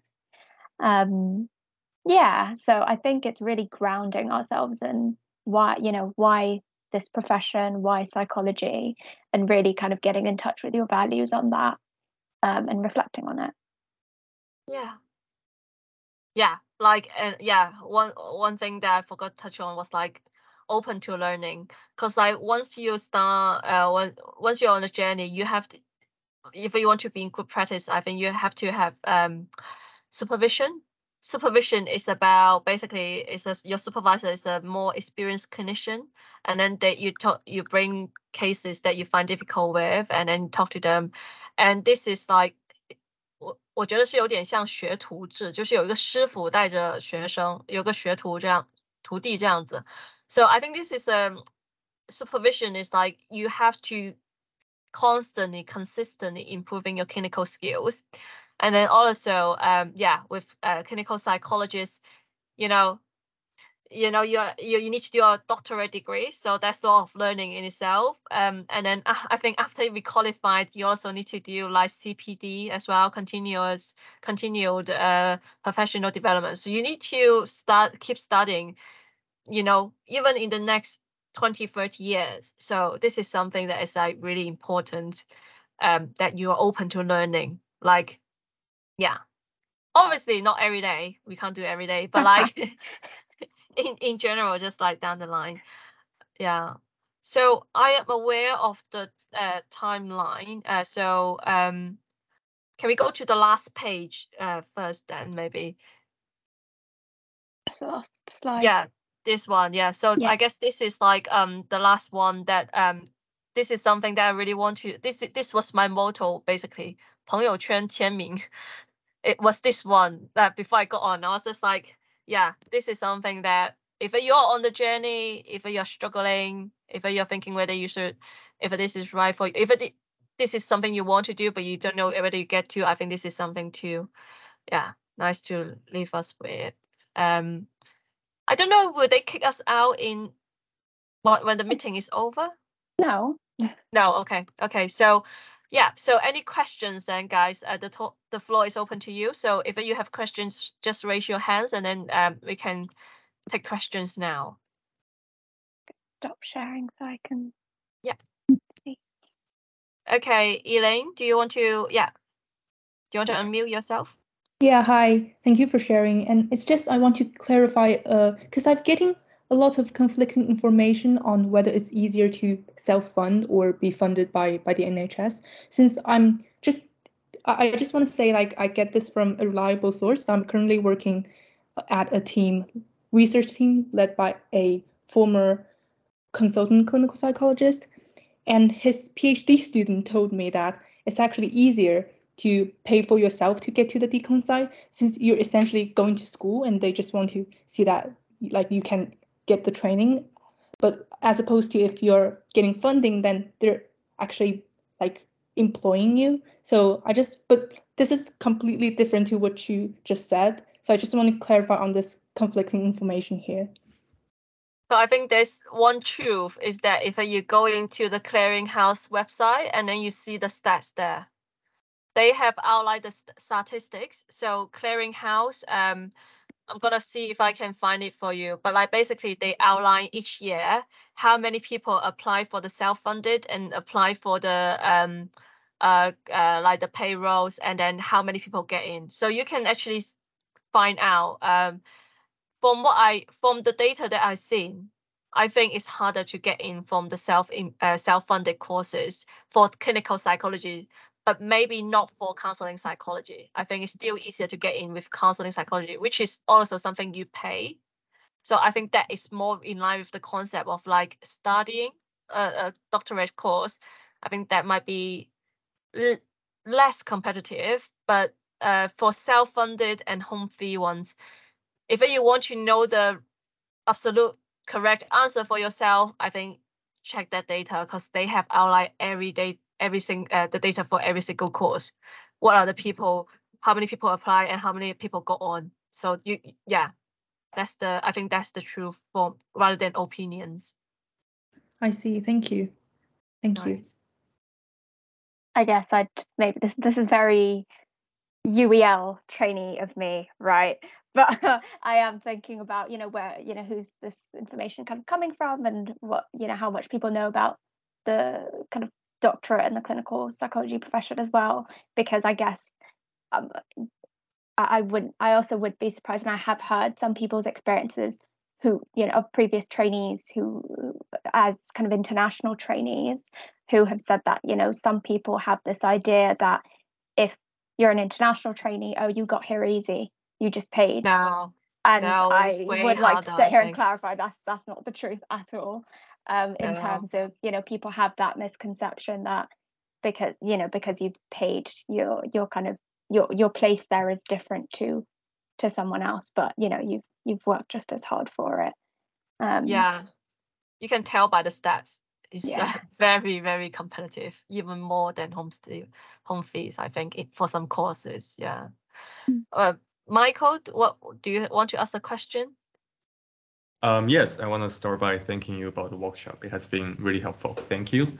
And I'm curious to know, in your journey through this clinical psychology, have you faced any challenges linked to your Chinese heritage? Like, for example, is there a conflict of ideology, religious belief, or any kind of just general discrimination based on your ethnicity? Because obviously, clinical psychology is very wide, and I wouldn't be surprised if you have faced any discrimination. I would also love to know, like, how did you deal with these challenges? Yeah, thank you. This is a very good reflective interview question, isn't it? Very. Right back to the interview stage. Yeah. How did you reflect on your cultural differences, and how do you link it to your clinical practice? Do you want to answer, Zoe? Or I guess I'm thinking about the question, and in terms of pre-training, getting onto the doctorate, I think I've been quite fortunate where experiences of discrimination it wasn't in your face, right? It wasn't kind of very, well, like someone said something wildly inappropriate, but it might be more, kind of people's ideas of Chinese people and what we're like can feed into, how they see you and all of that. But I suppose in terms of managing that, it is really, hopefully you have good supervision, and hopefully it's something that you are able to speak with a supervisor about, but also relying on, the community and speaking to people who have gone through similar experiences, whether it's people from this group or kind of other people that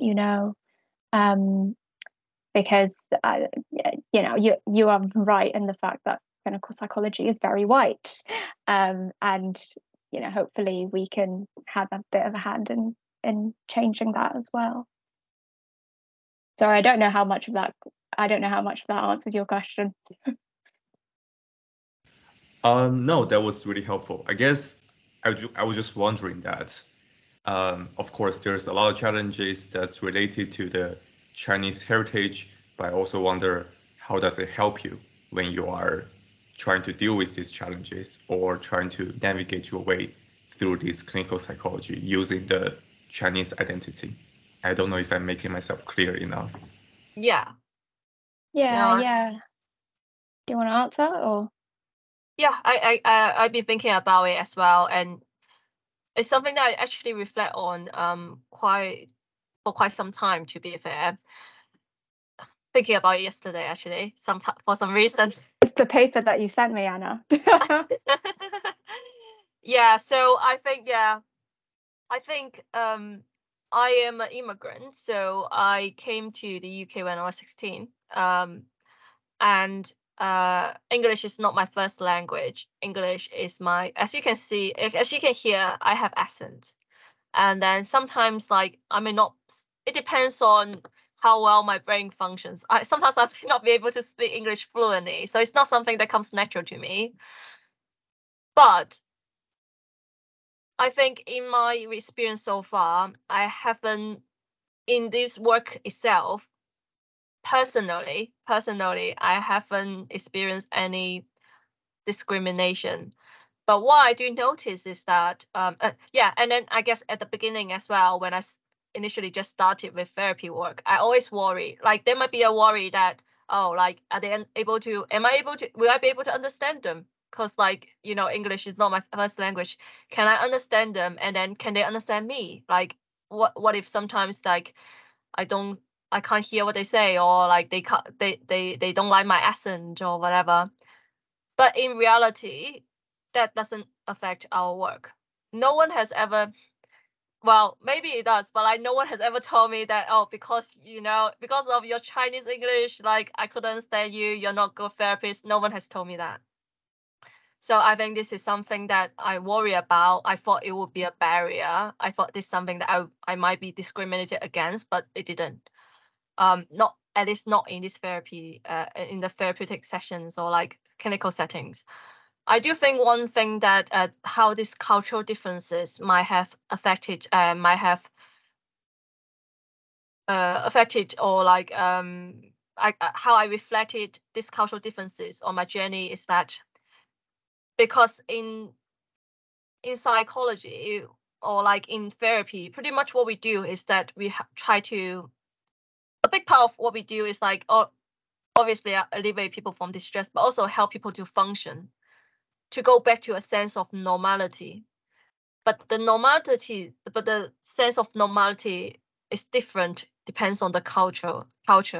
So I think this is the biggest thing for me, that I notice how my cultural differences might affect my clinical practice, in the sense that what they may feel is normal, like, for example, what they think the relationship might be normal, what they think, like, your work-life balance or the way you work is normal, or like what kind of family background or environment atmosphere is normal.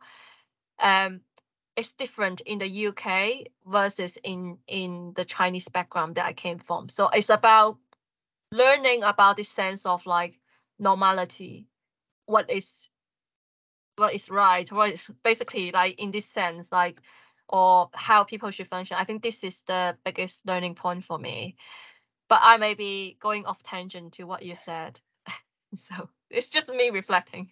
I guess also to add to that, in terms of, I do think for me, my kind of Chinese identity has shaped a lot of my practice, and it does lend itself quite well to having, a very different perspective on things, where, someone might kind of, I think, like Anna said, someone might see something as normal, and for me, I really have to think twice and think, okay, that's normal for them, may not be normal for me. And I guess that's where that curiosity and that kind of reflection comes in, where I think naturally, because I'm Chinese and because the norms are different, it requires me to think about that kind of stuff, whereas for other people it may not so much. Yeah, exactly. And also I think I'm very aware of my identity as an immigrant, because like a lot of people that you work in, they're probably people that were born and raised here. Of course, like we work with people from diverse background as well, but also like people that maybe other people, like most people from the cohort might be, they were born and raised here as well. So like definitely, like I think there's a language, the way that language is like, we say that is like associated to the way we think as well, and then also how you perceive yourself in this society if you are an immigrant. I think this is something that I reflect quite a lot on my journey. Yeah. Does that answer your question, Michael? Yeah. Brilliant. Okay. So I think the next, but it's a very good question. Thank you for raising that. And then I think the next hand up is Valerie. Hi, I just want to say that it's very admirable that you both have done quite a long journey to get onto the DClinPsy, and it really takes great perseverance. And I know it might not have been too long since you got onto the course, but I was wondering if I could know, so far, has the DClinPsy course met your expectations, or if there's anything that did not meet your expectations, if you can actually talk about that. Yeah. Shall we stop recording or no? Yeah, so I just started in September, so I'm really, really new. So maybe I'll let you to start with then, Zoe. Or do you want me to start with? Because I just I have not much today. I'll finish very quick. Yeah. No, maybe let's go with you first, because you're coming in from a first year perspective, Yeah. and then yeah. So this is like everyone's experience is very different, but I think I think I'm happy so far. I just started, right? I started so we started on the 25th of September. And then we just finished a block of intensive training. So what happens is that when you start training, you have 4 weeks of like intensive training. Basically, you go to university 5 days a week, and then you learn about all the basic stuff and intro stuff. And then we are in placement 2 days, and then 2/3 days a week. Yeah, and then we have like study days.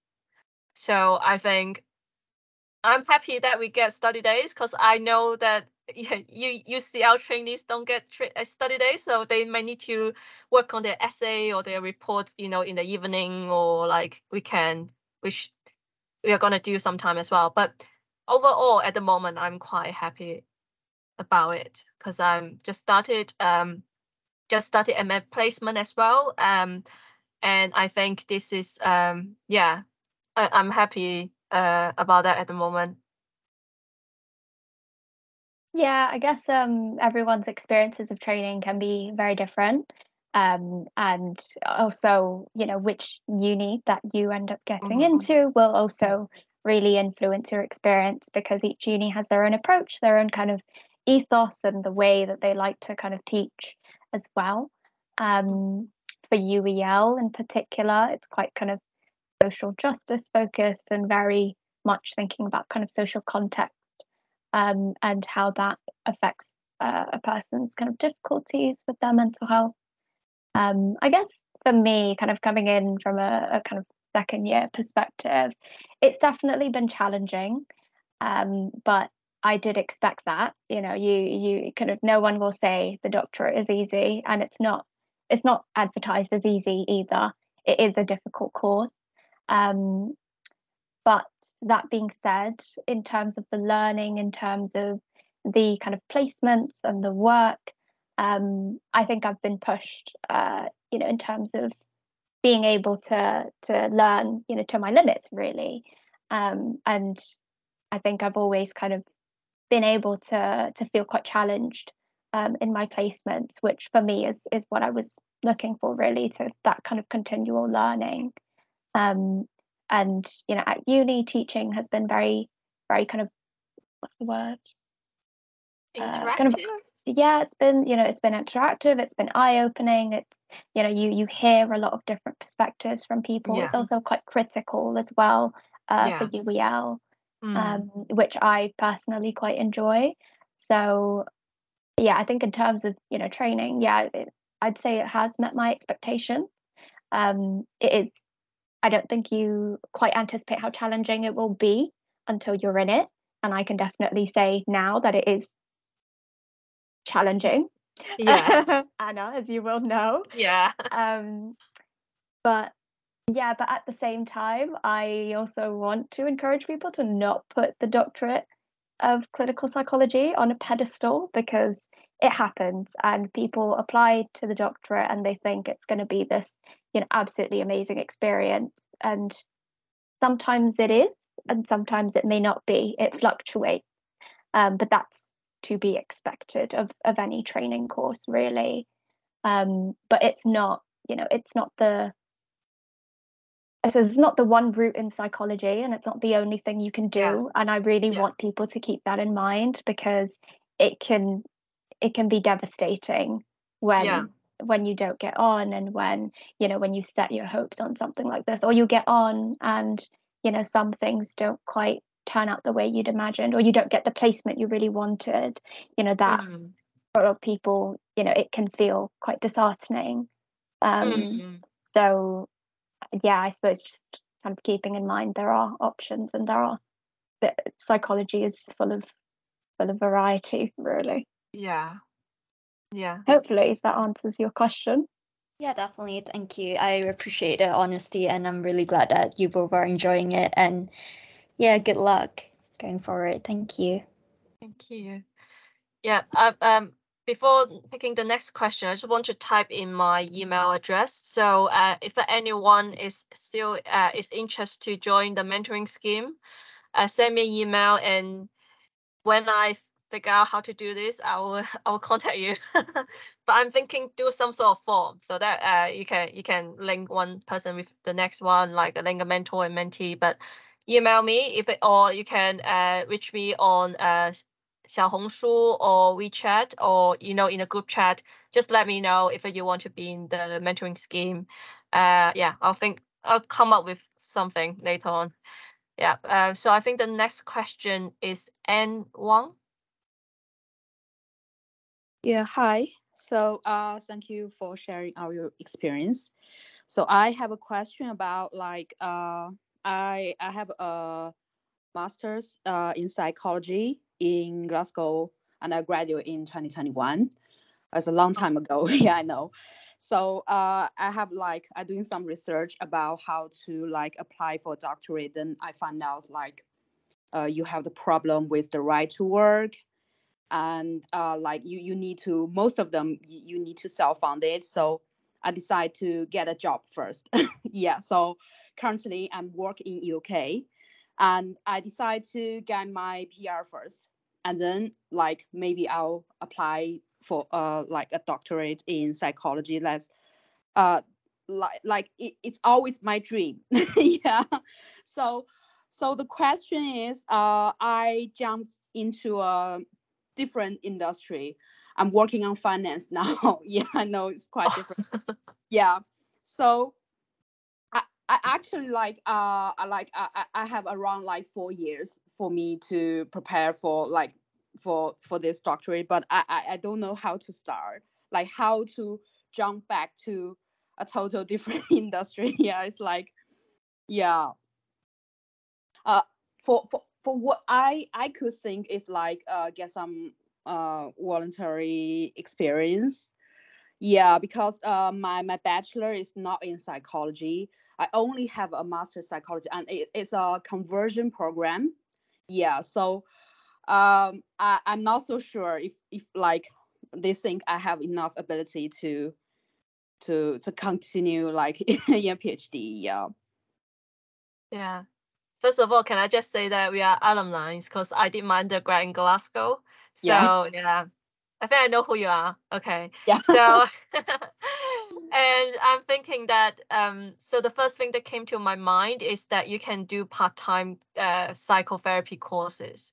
So if you have 4 years, you can so for example, you can maybe do a little bit more research on this on your own as well. But I know that there are like part-time courses for psychotherapy. So for example, I know UEL, our university. I know there's like a MSc integrated psychotherapy and counseling. So they're only part-time and they're 3 years. And then I think they're doing like maybe 1 or 2 evenings per week. And then once you finish that, I think once you finish that, you can qualify as a BACP psychotherapist. Yeah. And then you can do volunteering on the line as well, just to keep yourself in the game. And I mean like just so that you can use the skills that you learn basically. Yeah. And then you get a sense of like what is it like to work in mental health. Yeah. Also, I guess just to add, plenty of people do a conversion course masters and get onto the doctorate. So that's absolutely not, it's not a problem. Yeah. Yeah. Yeah, thank you. Yeah, sure.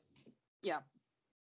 Do you have other questions? We can chat privately later. Like, could you please send me some like information about this? Yeah. Just reach out to me then. Send me a message and then I can send you what I know. Yeah, definitely. Yeah. Thank you. No worries. I think the next hand up is Lisa. Lisa, are you here? Okay. Yeah, I'm here. Sorry, I struggled a bit with the microphone. Thank you so much for the presentation. I found it very informative. I had some questions a bit kind of about your experience. So I was wondering how you guys were able to kind of like get home fee status, and also how many times did you apply to the DClinPsy before actually being able to receive an offer?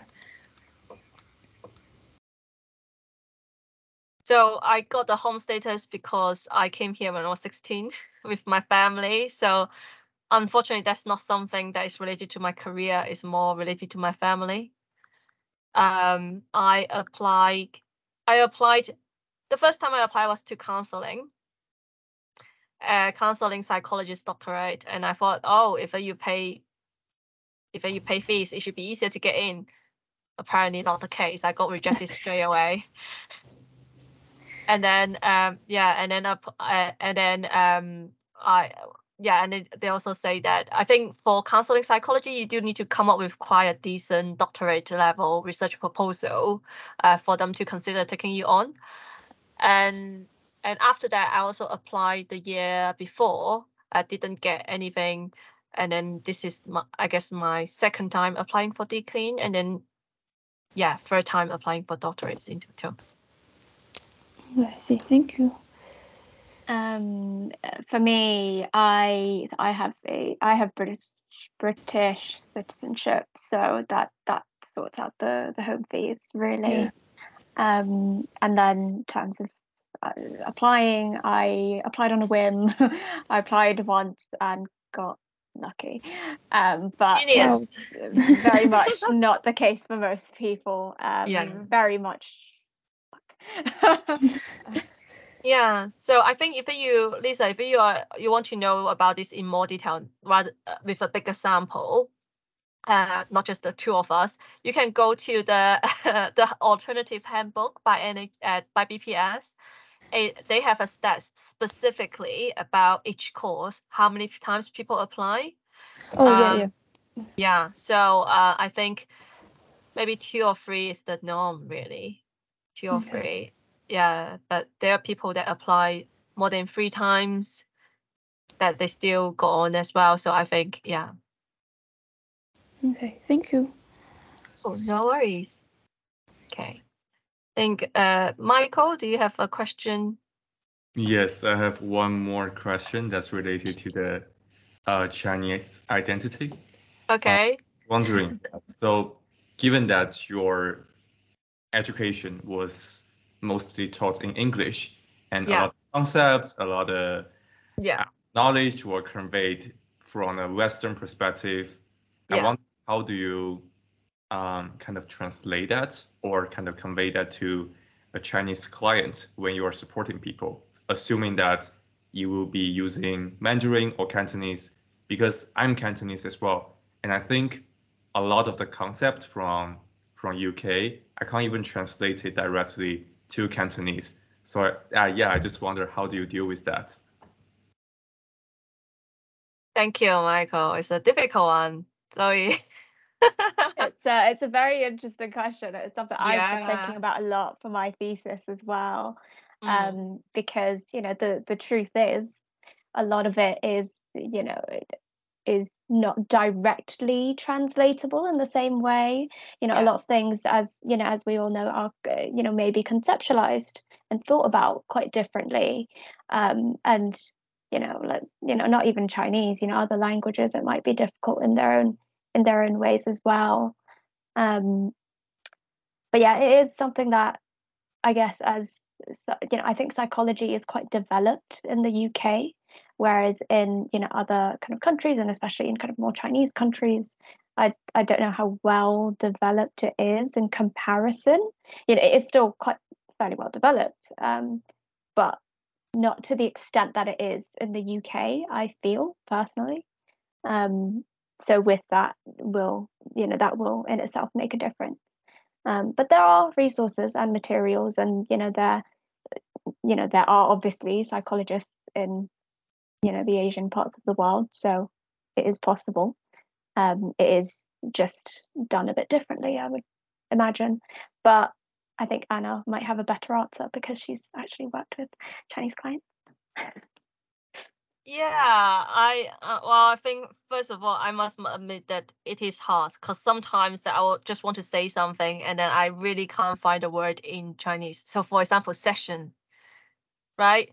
Welcome to our session today. I was just like, oh, how do you say session in Chinese? 是一節課一節課定係我哋嘅呢個 session? So I'll be honest with you, when I had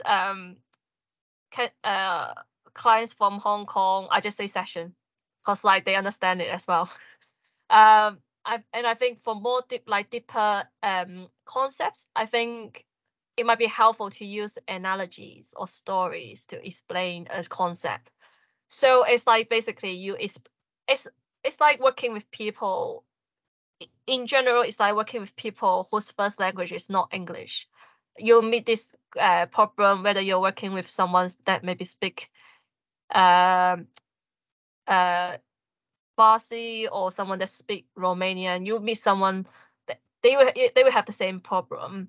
So I think it's like thinking about how you can explain concepts, but like using stories or analogies. So for example, the fight or flight response, like you may tell it with a story about like when we are in the hunter-gatherer society, if you see a tiger, hiding behind a tree, like you're gonna have that flight or flight response. So like they kind of learn that you can convey that message through stories and analogy.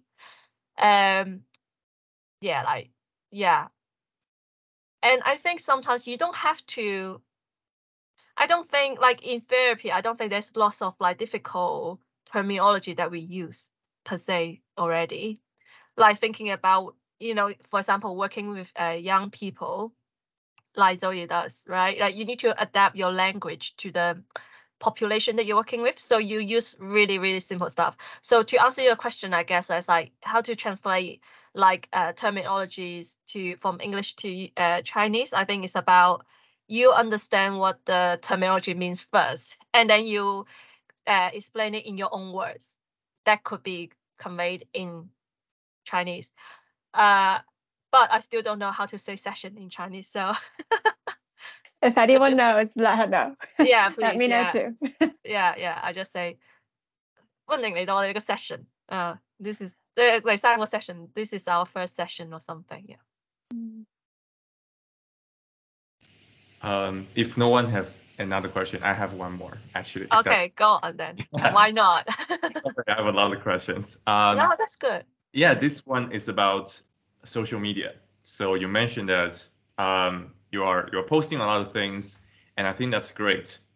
I used to post something on Reddit as well, but at the end things got a bit messy, given that this profession is very special. The mental health profession is very special. And when I'm posting, I felt like there is a combination of different identity. I'm a psychology student. Yeah. I'm a mental health worker. Yeah. And I'm trying to teach someone something, or just trying to, I don't know, like share my understanding. And I feel like it can get a little bit messy. Of course, HSBC have very strict rule regarding social media, but it's not very clear to how to apply it in real life. I just wonder, do you have any thinking about it? Do you have any kind of like understanding towards social media and mental health profession? Yeah. I may be able to answer this. So I used to run a bit of an Instagram page that some people may know, some people I'm kind of hoping don't. But I used to run a bit of an Instagram page when I was working as a CWP, and it was mainly focused on like kind of, I suppose, my experience working as a CWP and kind of different kind of resources and things like that I thought would be helpful in terms of sharing ideas and stuff. Because I got on the doctorate, I no longer have time to kind of delve into my kind of creative side of that stuff as much anymore. But that is something that I thought about quite a lot, both before getting onto the doctorate and also being on the doctorate, just because, you know, you are right, you know, you now have a professional identity as someone who works in mental health, but you also have your own identity as a person and whatever. And I guess it's just really thinking about, you know, what everything that I post and everything that I kind of put out publicly, for me, I always kind of think about, will a client be able to see this? And if they were, what would they think? Is there any chance of it being misunderstood or misconstrued in any way? And, you know, if it is, I would kind of lean towards not posting that. But also, you know, at the same time, you know, I also have I have autonomy. I have my own identity. I'd like to post, you know, various things. I have things I believe in that I'd like to post about as well. You know, we also do advocacy work as psychologists, and sometimes that can get controversial, that can get sensitive. And I guess it is just thinking about, you know, your professional identity, and, you know, you're allowed to have one. You're allowed to have an identity, and ultimately there will always be people who disagree, and there will always be, you know, that potential and possibility for these things to be misconstrued, but that shouldn't stop you from, you know, you still have a right to use social media like everyone else. But yeah, I would say kind of professionally, it is about being a bit more mindful of what you put out there, how private you are with these things as well. So a lot of my kind of social media now is fairly private, names wise and things like that, so people don't kind of find me as easily. But also just the things I post are generally, you know, I'd rather just have kind of conversations in person if it's fairly controversial or would affect my work in some way. I also know, a bit of a sidetrack, I think Sharon B has a video on this. Sharon B Psych on YouTube. She's done a whole video on social media and using social media as a psychologist, which I think was really helpful. So definitely worth looking at that too. Yeah, and I think there's a BPS handbook if you care to read it. If you want to read it, yeah, I recommend it. It's like the guideline. Yeah. There's a BPS guideline on it as well. Yeah. Okay. So I'm aware of the time. Maybe we just take one more last hand from Iris, and then we can finish the call now. Like after the question. Yeah. So yeah, thank you, Yaki, for your message as well. So Iris, do you want to share your question? Yeah, sure. First of all, I just want to say thank you for you for being so kind and generous to share your valuable, precious experience, and it's such you have such good heart, and it's so helpful to us. during this journey. So yeah, I just want to say thank you first. And I have like two related questions. The first one is about because I'm an international student, which means like the chance for me to get into the doctorate in clinical psych program is like even smaller. Yeah. I heard it's almost like a mission impossible for us because I haven't heard anybody made it yet. So I'm just wondering, like, as you know, like for your knowledge, is it something like possible, or is something worth trying to take the risk of like spending a couple of years on that, but like be ready for not being able to get into that program? Like, I know it's possible theoretically, but the statistics shows us the truth, I guess.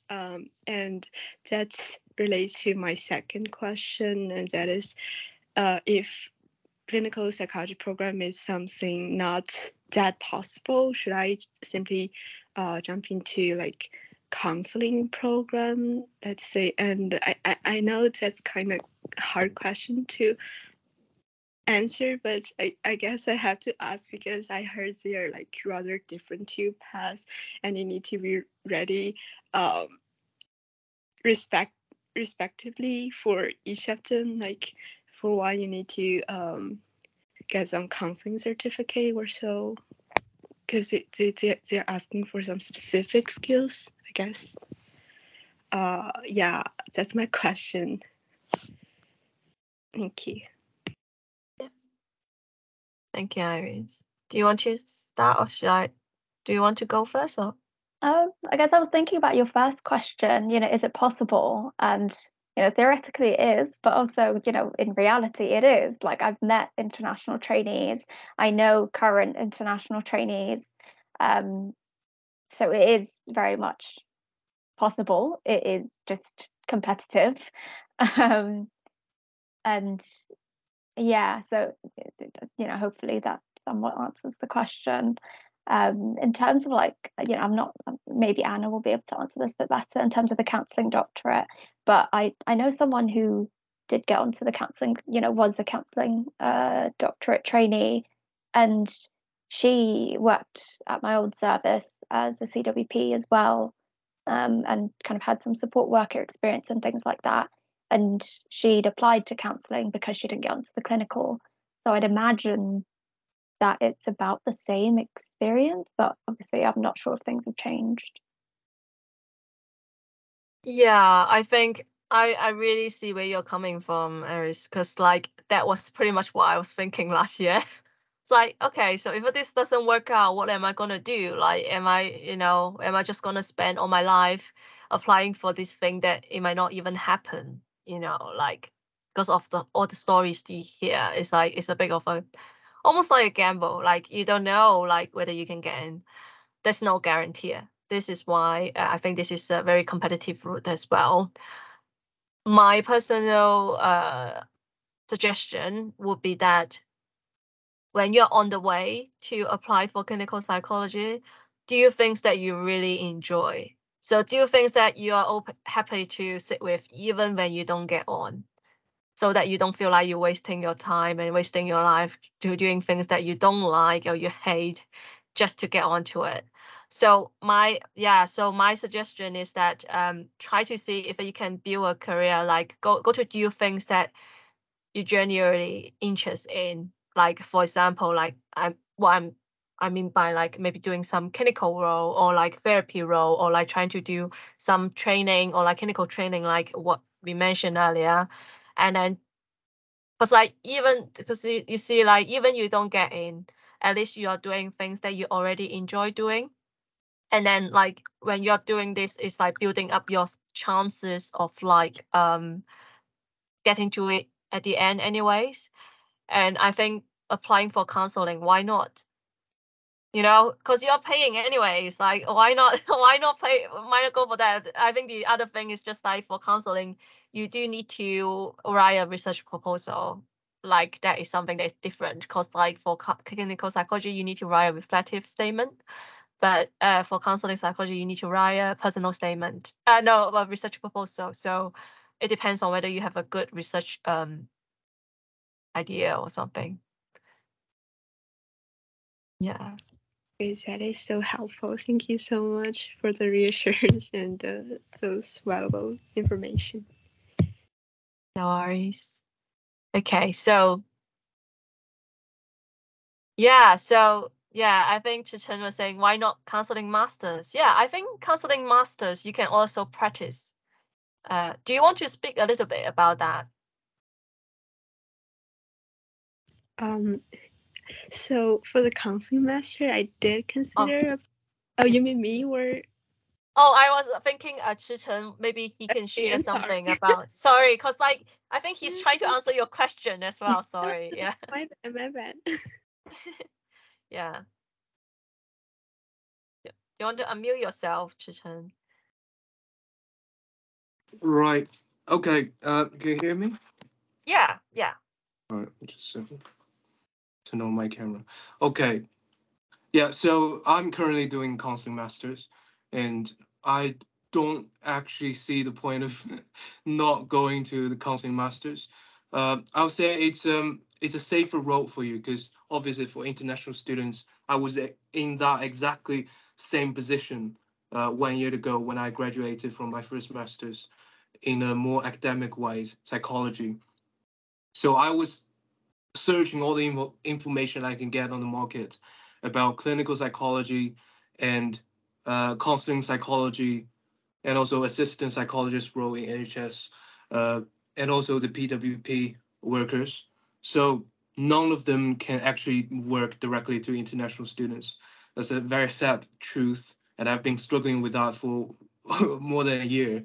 But then I found the option for doing counseling masters could solve part of the problem, in the sense that it's providing you some hands-on experiences dealing with clients. We don't call them patients, but I know sometimes clinical psychologists call them patients in the We call them NHS clients systems. as well, mind you. Okay. We call them clients and Clients and service service users, not users. patients. Okay, don't Yeah, I guess medicalize us. Okay. I guess it's also to do with different working organizations. Though I actually know somebody who's doing the counseling psychologist course, but they call their clients patients in some placements. So yeah. Anyways, what I mean was, counseling psychology will get you on a qualification road. So you will get a BACP qualification at the end of it. It will take approximately 1 year or 2 years. And what's even better is providing you student visa. So during that time, you could also accumulate your experience on other clinical works like befriending, or even more, you could do some counseling work directly back to China. So it's a safer option in the sense that you can use that experience to apply for further stage training, but also you could just settle down with that, and you could start your basically private practice in the UK using your PSW, or going back to China using that shiny British qualification in counseling to try to land on the job in China as well. So I would say it's a safer option, and is a lot cheaper. My current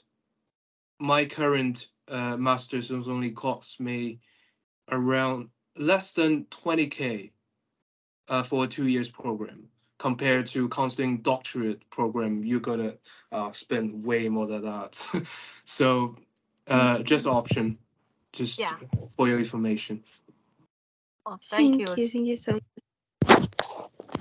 I'm just wondering, like, are you applying to like a doctorate in counseling for now, or are you good with going back to China with that counseling master? Because once I'm on the road, I'm quite determined that I'm not going to apply for clinical psychologist doctorate in that sense, because I'm more towards working with a humanistic and existential approach instead of CBT. I've got multiple clients from my side complaining how CBT is so intolerable for them and causing more troubles.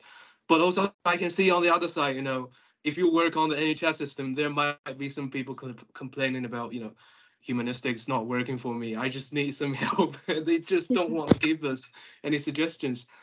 So I'm currently not applying for any clinical psychologist doctorate, and I'm not seeing any potentials of me jumping right to another doctorate after this. It's quite time consuming, and I would say I was at the edge of the burnout stage somehow. So I wouldn't want to go directly onto another intensive training. And also I want to get more experience before I move on to the next stage, move up the academics ladders, because I want to have more preparation with that. And I think it's just my personal opinion.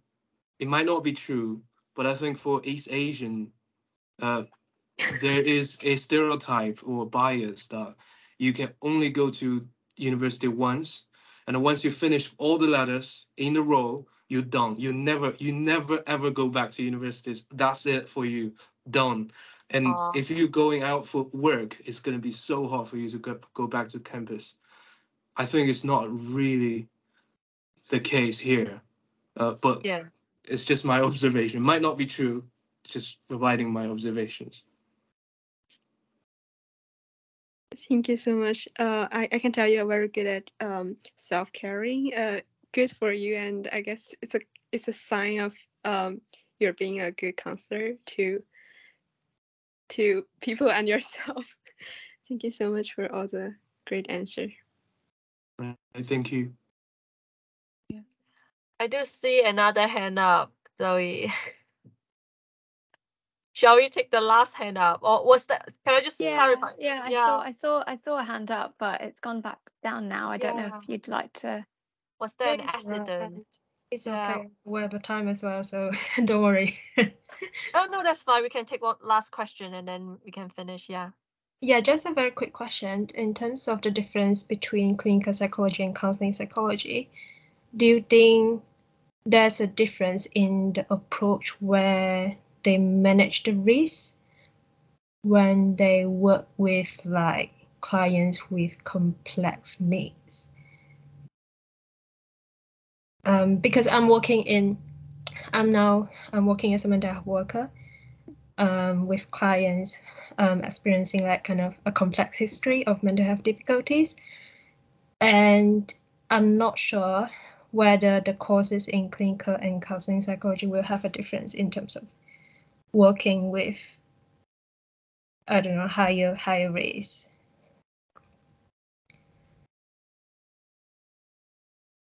I don't think we are that different in terms of clinical working. I think it's more like things outside of clinical work that we are different. Okay, cool. What do you think, Zoe? Yeah, I think there's a lot of similarities between the clinical and counselling doctorates anyway. I suppose risk management is more in the clinical, well, in the general kind of clinical work and clinical skills, and that would be, I would imagine the same between counselling and clinical, because you manage risk. I guess it's kind of a standard part of the work, and it tends to be fairly standardized in services as well. Okay, thank you. No worries. Okay, so shall we call it a day then? I think we're supposed to, we're planning for 1 hour and then it's 2 hours and a half. Okay, I'll just stop. Okay. I'll stop recording. Okay. All right, and then